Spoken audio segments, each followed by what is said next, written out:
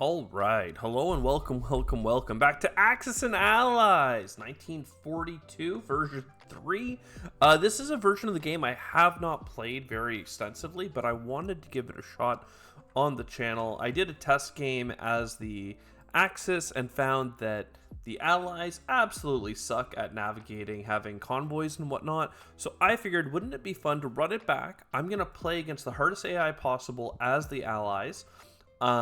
And we'll give them a huge bid so that they get to start the game with a bunch of resources.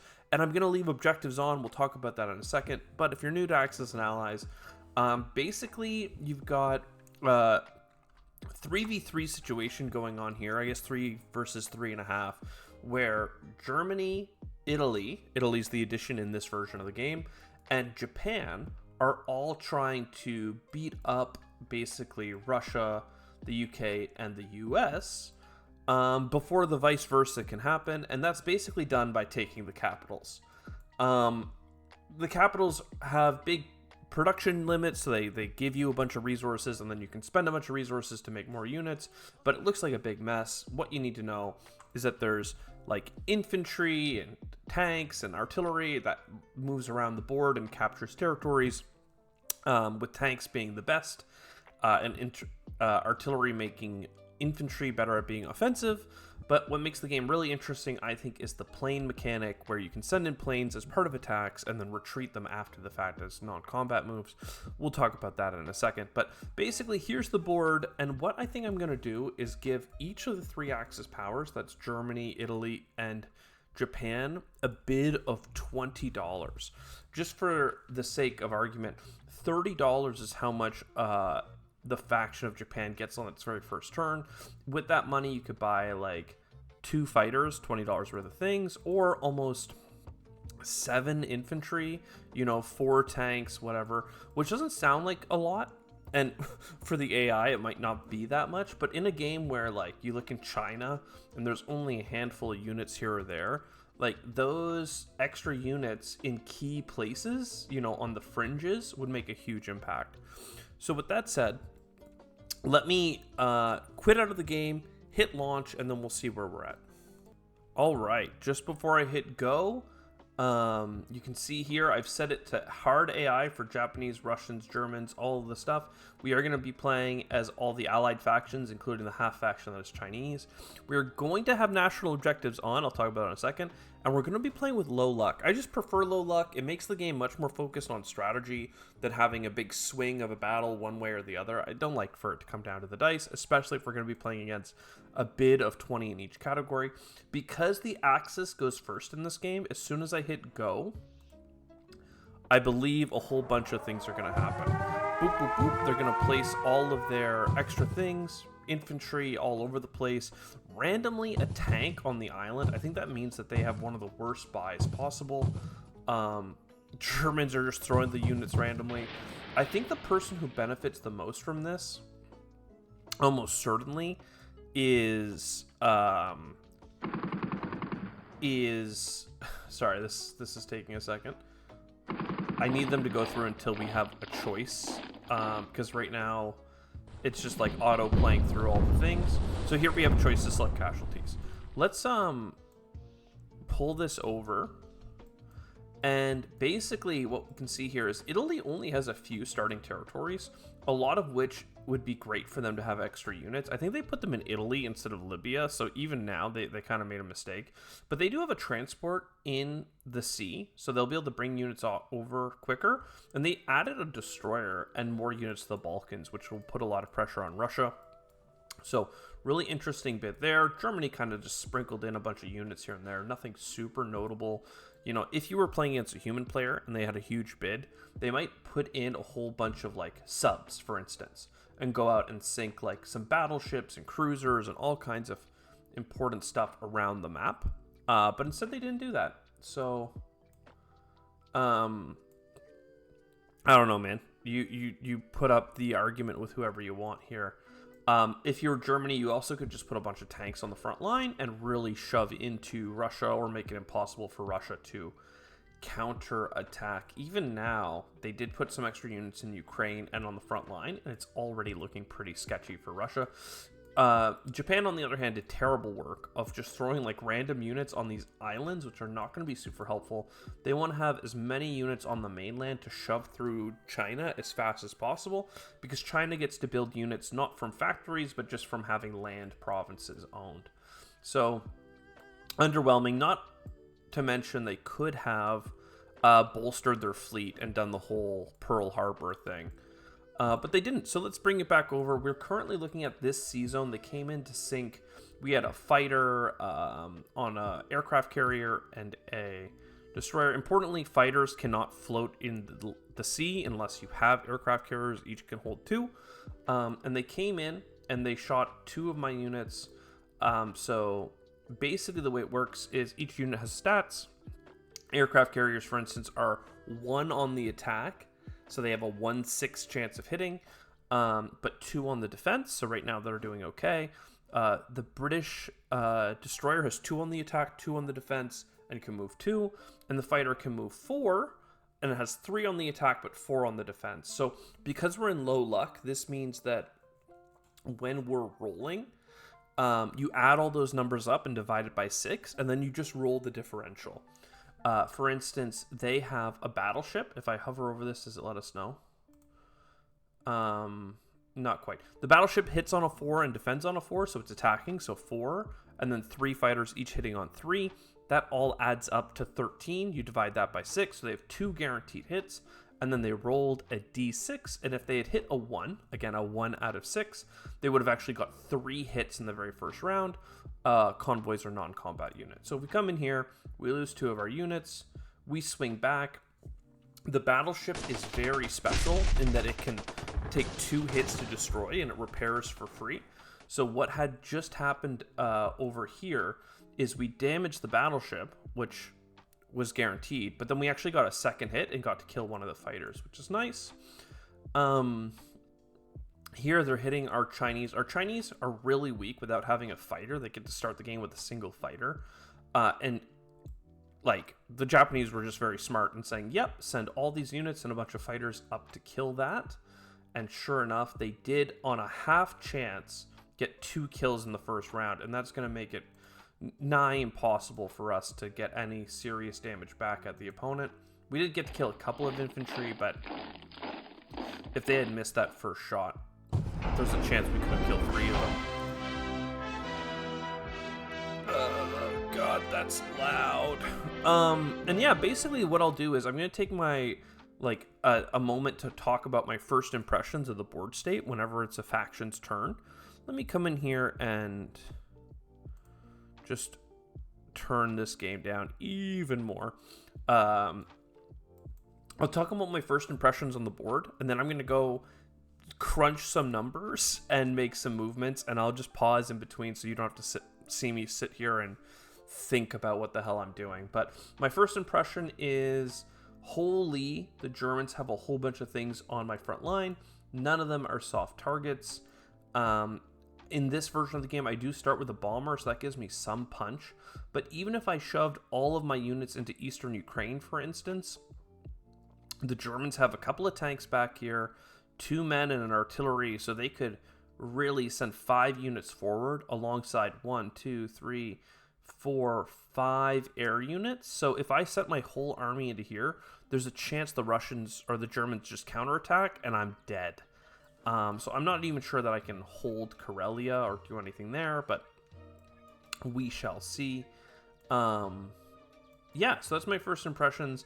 In terms of build, I'll probably end up buying a fighter and as much, ground units as I can, but it's a really hard purchase. So let me think about the move and then we'll come back.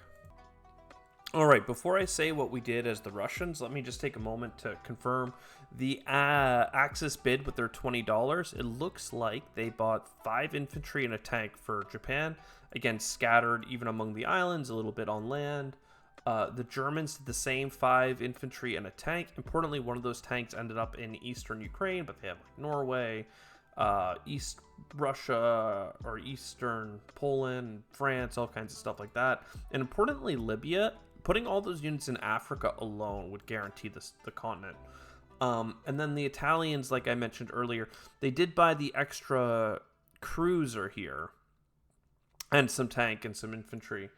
And let me just say, they put the tank in Italy, the men in the Balkans, a man in Libya, and a guy in C Zone. So anyway, that's just where things were before. Then they had a whole turn, of course, with Japan.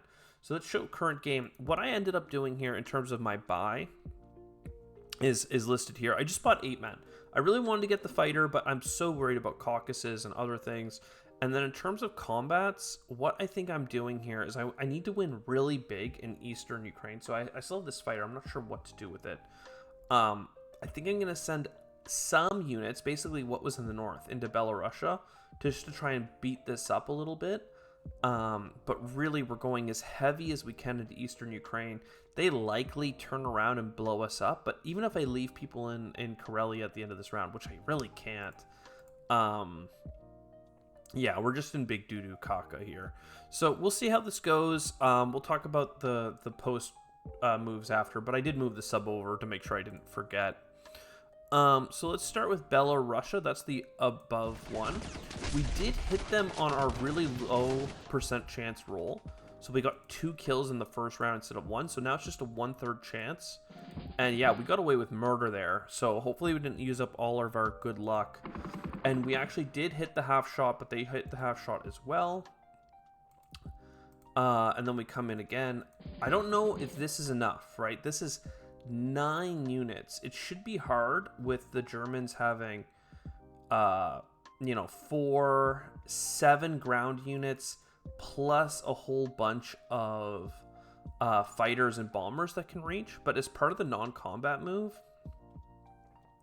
1, 2, 3, 4, 5, 6. I was thinking about taking this AA gun and moving it into Eastern Ukraine just to make sure if they did fighter swarm me, the AA gun could do a lot to defend. We do need to bring it out as fast and far as we can. And I think that this is a critical enough point that we just bring virtually everything back. I might stay in Archangel just so we have some threat on Karelia. But the Urals, for instance, are all coming back. Evenki, Yakut. I could try and make some stand here in Yakut. I have 3 men in the Soviet Far East and a huge stack of Japanese coming, right? So stepping back and letting them take over all this stuff because it's within range. They have a big stack. Just seems to make sense to me. Yeah, I mean, this is a really tricky situation. If we hit done... Oh, I have to move and fly the bombers and stuff. I'm going to fly the planes into Caucasus. This is the next thing I'm very nervous about. I'm only going to have 6 men and a fighter here. And they could get 3 men, 2 tanks, and 1 to the bomber. It's so nasty, right? There's so much that the Germans can do. So for that reason, I need to land the bomber here too. I literally might have to sacrifice the bomber to keep the fighter in play here. But hey, when the AI is starting with as many free units as they are, you just gotta shove, right? You gotta do what you can to survive here. If we do lose our bomber, we'll be losing a ton of teeth. Though, if they do take this land, we should be able to take it back very easily. It's just the fact that we'd be losing our planes that would put us in a tragic, terrible position. So, with all that said, this might be a blunder, technically. Like, if I was the German, I'd be heavily looking at this stack. But 8 units to defend with only 5 ground able to come in. Actually, no. If I was the Germans, I would consider even using this convoy and going from France to Caucasus. We'll see if the hard AI does that. I would have not stacked in Caucasus if I was playing against a human, just because of that convoy. But they came into there, they did it. Oh, they ended up using their bomber. Let's have a look here. Again, I have to pull this over. So they ended up shoving into Belarusia, which we just saw the combat for. There was nothing to it. They just sent a tank forward. They didn't even use all their men. They might non-combat the men in, but still, looks like they didn't decide to go after some of the big things that they could have. But they sent their air force from Norway and Germany in with their subs to try and take out this battleship. This is why you send the Russian submarine, because the German submarines, if they hit, instead of hitting something important, you can put it on the Russian sub, which is just a nice extra hit point. If it all survives, that means that we're in a tough spot because the American... Or no, we're not in a tough spot because the British have another destroyer, so we can bring it up here as long as the Italians don't kill it. And that can go sub-hunting, basically. So with that said, let's have a look. Submerged subs remain because we need that for the HP hit roll. They did hit us. We take the first hit on the battleship. Who...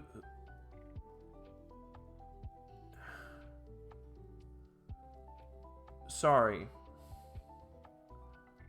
Germans first...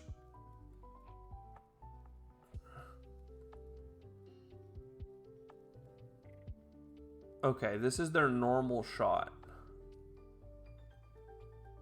No, they did hit on the first strike. So this has to go on a naval vessel. I'm going to lose the submarine because this air can't be put on the submarine. And I want that to go on the HP of the battleship. So then this way, if we had done it the other way, we would have had to not select the submarine at this stage, and we would have had to select the destroyer. So the fact that they got their hit was a 2/3 chance. We did not get away being lucky. They are hitting us again. And then we hit back. We did kill the other submarine, but they get away sinking the battleship and all of the goodies there, which is quite tragic for our opening move. I mean, we lose a lot of tempo with the British here. So I'm not sure exactly what the British are going to do. It will probably end up deploying a... we will probably end up deploying like aircraft carrier up here and trying to defend the stuff. The reason I say up here, and it's really nasty, maybe even... See, the problem is... Let me tell you the problem. We need to deploy an aircraft carrier up here, because I am committed, as far as I'm concerned, sending the Canadians, the tank, and this man into Norway, because all they have is a bomber and a plane. They should have left some infantry here to cover and stop me from coming in here and just blowing up all of their stuff. There's an argument to be made that I could use my Air Force down here in C-Zone 5 and sink all this stuff, but that is not nearly as critical as other things. Another thing the British can do is we can try and run away, perhaps. I don't know that there is a counter-attack on the Japanese that's possible. There's a couple fighters that can reach there, but with a battleship to tank the shot, basically no. Yeah, I mean, this is an interesting board state. The other thing that is very, key that a lot of British players do is build a factory in India so we can put units out over here. I'm not sure how feasible or not that's going to be. The Chinese are going to be so weak against Japan because they don't have a fighter. It makes it quite tricky. I'm not sure how we're going to play it. But they did leave some room open. I guess we could spread out and make Japan make more strikes. Japan doesn't have any transports in this area, though. That's the big thing I'm looking at in terms of if I'm thinking we can do anything big. We also have, Australia with just a fighter. That fighter can go 1, 2, 3, 4 into India to defend. So I don't know. First impressions... The big decision to make is whether we're building a factory in India. It seems like a pretty good play, but I also really want to have a North Sea fleet to help alleviate the pressure on Russia and try and get Karelia back into our hands. It is so thick right now. The biggest problem with that is as long as we kill these fighters, Germany's fighters over here are 1, 2, 3, 4, or 1... Yeah, these 4 German fighters can't reach us here. So if we kill this Air Force, only this fleet will be able to reach us, and we should be strong enough to repel that. But they do have a submarine, right? So it's like, it's such a tricky tricky one, especially when the rest of our fleet is way out of position. Anyway, well, I'm going to think on the buy, and I'll get back to you. Okay, so I thought long and hard on this one, and basically, the only way to make sure my fleet is safe, which I plan to do, is by buying an aircraft carrier, putting it in Sea Zone 3, landing some planes on it, and calling that a day. That way, the Germans shouldn't have any air force that can reach Sea Zone 3. They can blow up my destroyer for free, which would suck. But I can build destroyers on future rounds. It's this round that's a hard time. I sent my other cruiser the other way. I considered putting the cruiser here and trying to keep the destroyer for the future, but there's just too many ways for the sub to get through, do a sneak attack, hit the aircraft carrier, all that bad stuff. I just couldn't do it, and I need to hit Norway, and I want to keep this transport. I thought about sacrificing the transport, but then Britain's just going to be too slow, especially with us buying this industrial center, which we're going to build in India, and then we'll be able to spit out 3 units per turn and hopefully stem the tide of what's happening down here. I did bring a unit, most of my guys out of Egypt to Transjordan. I'm walking up from Rhodesia. I'm trying to slip out of the canal. Hopefully the Japanese take the bait, because right now they have no transports. They can't capture any territory with this fleet. So the further they depart from Japan chasing random units I have, the better off we'll be. I'm even going to send this empty transport to here. Nothing can reach it that's convenient, and hopefully it can one day migrate up to join Britain, and that'll give me a free convoy that I would otherwise have to build if it got sunk. The Australian fighter flew up and all that, so really there's just the combat in Norway and then trying to defend Sea Zone 3. I think that means that we should be good. I landed this fighter in Transjordan. It could get to India this turn, but I just don't want Italy to get any funny business coming into Sea Zone 15, getting a double bombard between the cruiser and the battleship as they deploy units, and then having like a guaranteed kill and then a tank and an infantry. The plane shouldn't be able to make it. This just ties it all together. The Germans also won't have anything notable here. So let's hit done. We will conduct a naval bombardment. We're guaranteed to kill. They had a very slight chance of not killing one of my units, but this gives us Norway. An important thing in this game mode is that there are objectives which give you a massive amount of points, extra points. You can see here the Germans got plus 15 extra value worth of territories, the Japanese plus 10, the Russians only plus 5, because it's really hard for us to achieve our objectives here. It's things like control Norway, Finland, and through the Baltics and stuff like that. So it's really worth fighting over these northern passages to try and get some of our Russian things done. And then what we need to make sure we try and do is, like, if France is open in the future and we can take it, that means that, like, it could stop Germany from scoring extra points or Italy from scoring extra points, because Italy needs to have 3 of Egypt, Transjordan, France, and Gibraltar. So if we have Gibraltar and France, even if they capture the rest of Africa, you know, we're fine. I'm thinking that with the Americans, we're still undecided on if we're going to go anti-Japan or anti-Germany, but because I'm against the AI, I have a feeling I can probably out-finesse them in the Pacific while still sending units to Germany. And because of these objectives in the game that you need if you want the Chinese scripting to work properly, it kind of makes sense to go in both seas. So we'll see how this plays out for us. We've done this move. We're going to send the fighters back here. We could send the bomber all the way through to Russia. I'm not sure if that gives us more or less like ability to reach out in the future, right? We could bring it 1, 2, 3, 4 down here into Burma and try and help India push out. A couple things like that. Right now, nothing can get to India to invade it other than a single man and some fighters. And we could always counterattack with some more men coming in. So I don't think Japan can easily take it. 1, 2, 3, 4, 5. Yeah, the bombers can't quite make it from Japan.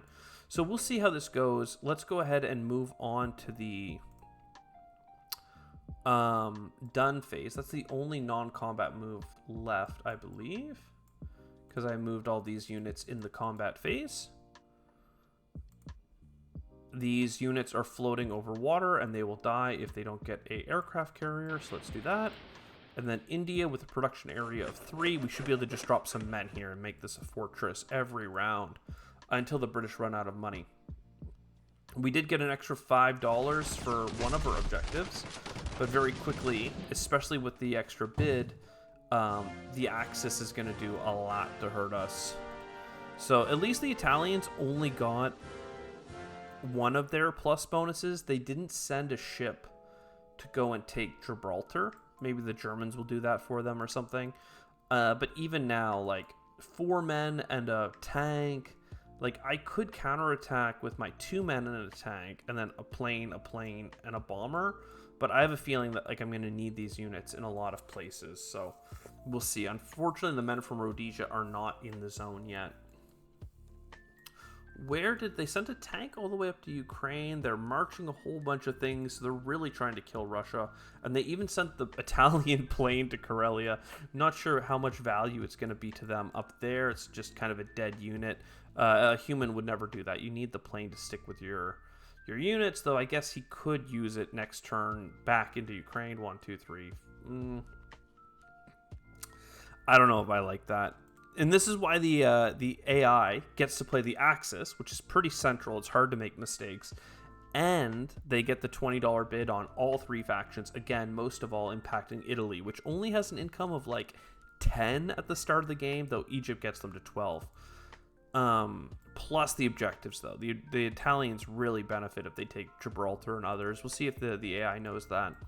How do I feel as the Americans? Pretty good. Some of the American objectives are like control France, control the Philippines. You know, those things are kind of out of reach early on. But controlling 3 of Midway, Wake Island, Hawaii, and Solomon. We already have Midway and Hawaii, so we could take Wake, which is interesting. And we could also come down here and take Solomon. Interestingly, Solomon is in reach of like Borneo, which is a very high $4 value island. So I have a feeling that we can come down here, take a few things, skip New Guinea. It just depends on where this Japanese fleet goes. But right now it's being very kind of, I don't want to say defensive. Like, it's early game. It just hasn't left yet. I don't know how much more the Americans need to send that way. I certainly like the idea of my convoys heading up to Eastern Canada. There is at least 2 convoys full of units that could come with it. And then we could send that into Norway and kind of use the UK fleet and send units every other turn. Maybe get 4 transports going and just alternate like 4 units per turn. It's not super efficient, and I'd love to contest some of Africa, but right now with the Italian and German fleets, it's just safer to worry up that way. So that's my first impressions. I'll go ahead and put in my build. Again, assuming I'm going to use the UK Navy on this side, we'll probably go slightly heavier over here.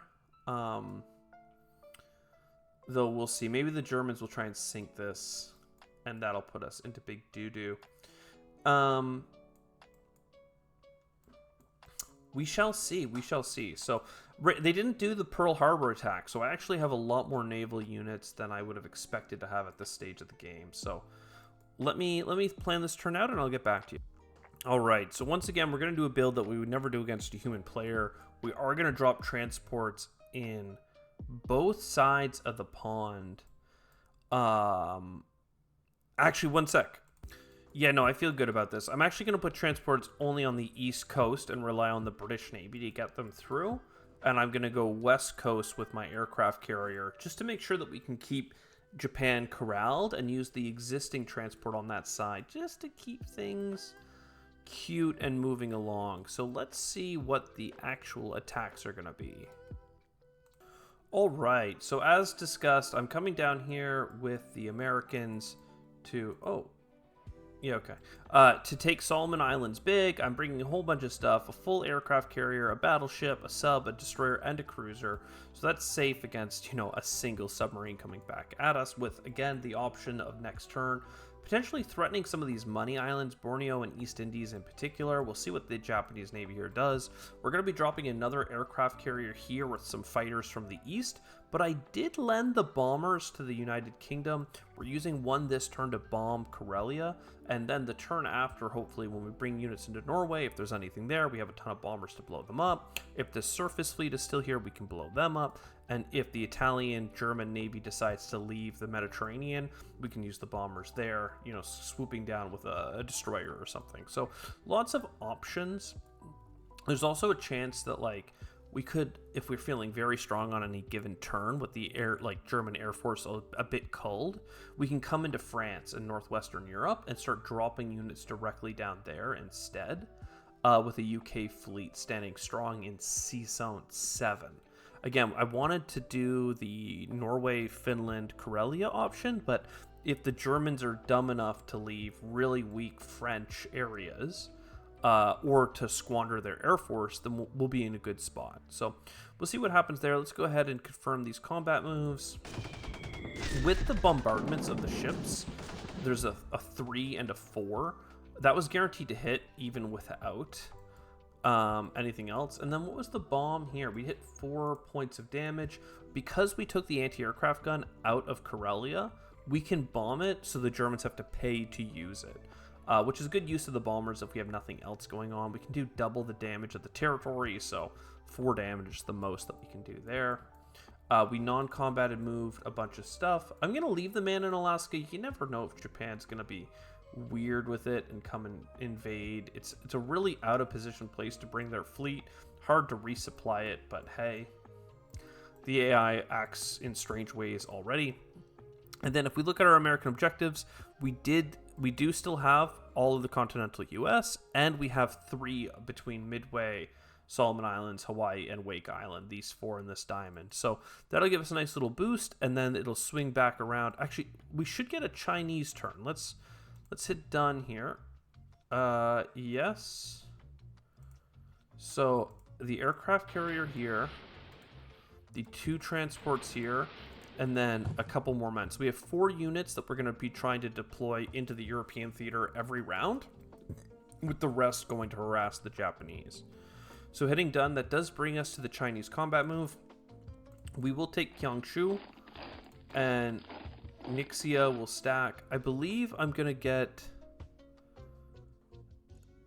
Does it not tell me how much I get to place with the Chinese? Let me bring this guy back for a second and see if it gives me, like, I should get at least 1, 2, 3, 4. I should get 3 units.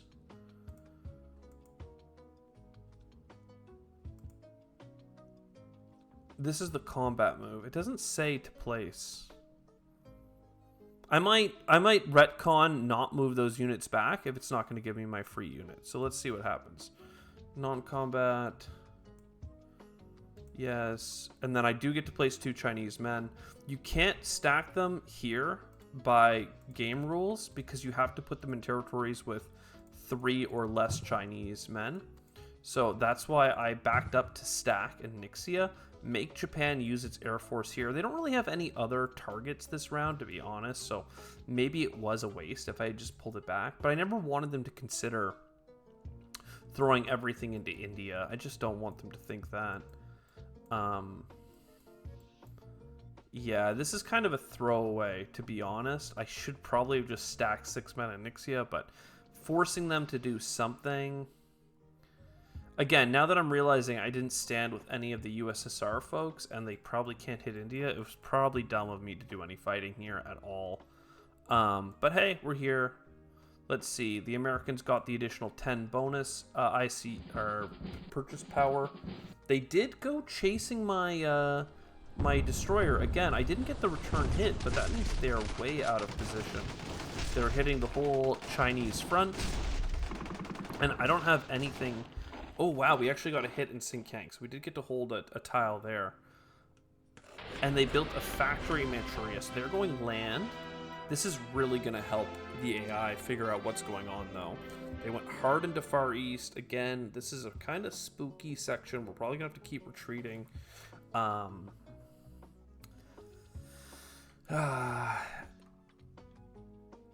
Yeah, I don't know. Even if I stand here, they could send 3 units and all their bombers, so I probably just have to retreat all the way to Qinghai. Just because they did such a great job pushing into me here. The Russians might be able to help keep the Chinese in the game, but it's not looking good.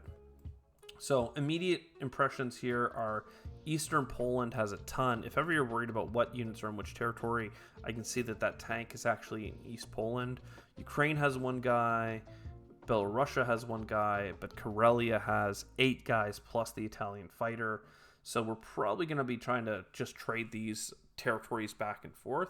But Germany already has a stack of 10 men here and top of the 8 guys here. So Russia's already under a lot of pressure. Hopefully with the British and Americans coming in, we can alleviate that pressure fast. Otherwise, we're going to be in big doo-doo caca. The Japanese landed their aircraft up in Egypt. Oh, I didn't realize they could do that. So they did bring some units back. Unfortunately, only these 2 fighters will be able to reach that fleet for an attack.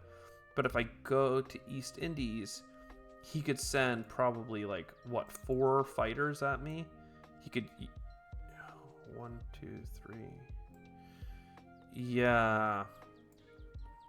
Maybe only 2, because if I take East Indies, he can't land his planes in East Indies. If I go to Borneo, then I'm just dead, because he can send everything at me. So I might be able to get an early combat out of Japan by taking one of their money islands, and we'll see what happens with the Americans. But that's down the road. Right now is Russia, and Russia's goal in life right now is to curl up and get ready to take punches from the Germans. Maybe press out just a little bit just to make sure these places stay unoccupied so these tanks can't blitz through. But oh man, oh boy. They didn't bomb Russia, so that was nice. And I have a big stack here. With these like 7 or 9 guys, I could technically hit East Poland, but East Poland has 15 guys, right? Because of the planes and the extra Italian tanks. So this is like a hit a few things, retreat, maybe stand tall in Russia. There's always the chance that the Italian and German fleets pull in units from their transports down here in the south. So a little spooky, Let's that's the end of year 1. So either way, that's the end of this video. I'm gonna say year 1 went pretty okay. The Axis are terrifying because they always have initiative, like they always have more units, and the plan of the Allies is to hold on with Russia long enough for the rest of your guys to get into play. Because the Axis got $60 worth of units on the very first turn, even if they acted a little bit stupid with that money, there's still a chance that the AI just says, oh, all units, Moscow, go. And I just cannot stop them fast enough. I might be able to fly some UK fighters there to hold it, but that'll put India under threat. It's just one of those tricky situations, but we'll see what happens. See you next time. Ciao for now.